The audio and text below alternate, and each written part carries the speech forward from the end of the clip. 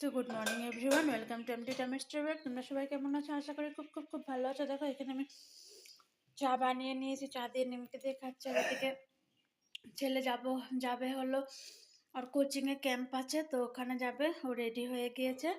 এদিকে আমার ভাত হয়ে গিয়েছে, ওকে ভাত দিয়ে ঘি দিয়ে দিলাম। এখনো রান্না বান্নার সব তো রেডি করা আছে, এখন আস্তে আস্তে রান্নাবো। এখানে ডাল চিটি মারা হয়ে গেছে, ডালের জন্য গরম জলও বসিয়ে দিয়েছি, এখন আস্তে ধীরে করবো। আর পুজো দেওয়া হয়ে গিয়েছে। তো ফ্রেন্ডস দেখো, আমার রান্না বান্না হয়ে গিয়েছে, আমি পুজো দিয়ে এসে রান্নাটা বসিয়ে দিয়েছিলাম।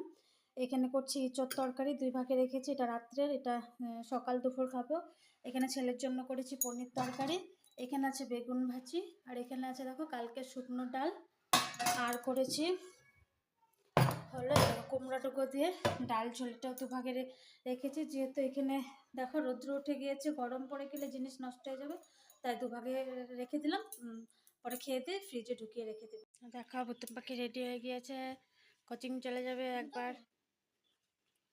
এই দেখো এই ব্যাগটা নিয়ে এখন চলে যাবে কোচিং। জামা কাপড় লাগাবি না? তো গুড ইভিনিং ফ্রেন্ডস, এখন বাজে হলো 6:30। এখন সন্ধ্যা দেরি করে হয়, তার জন্য চা খেতে খেতেও দেরি হয়ে যায়।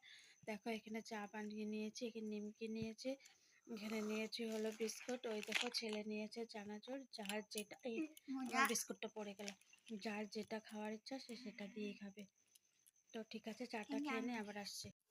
তো ফ্রেন্ডস দেখো, এখন আমি ভাত বসিয়ে দিয়েছি, যেহেতু কুকারে ভাত করা হচ্ছে এখন গ্যাসের জন্য, গ্যাসের ক্রাইসিস, তাই চিনির ডিব্বাটা খালি হয়েছে, তাই ধুয়ে দেব। আর এখানে ডাল তরকারি সবই আছে, আজ আর কিছু করতে হবে না রাতে। আর এখানে দেখো আমি সবজি বের করে নিয়েছি, যেহেতু সকাল সকাল রান্না করতে হবে, তাই সজনে ডাঁটাকে এগুলো সব কেটে কেটে রাখবো। তো তোমাদেরকে জানাই শুভরাত্রি, তোমরা সবাই সুস্থ থেকো, ভালো থেকো। আবার দেখা হবে সামনের দিন সকাল থেকে নতুন একটা ব্লগের সাথে। তো টাটা, বাই।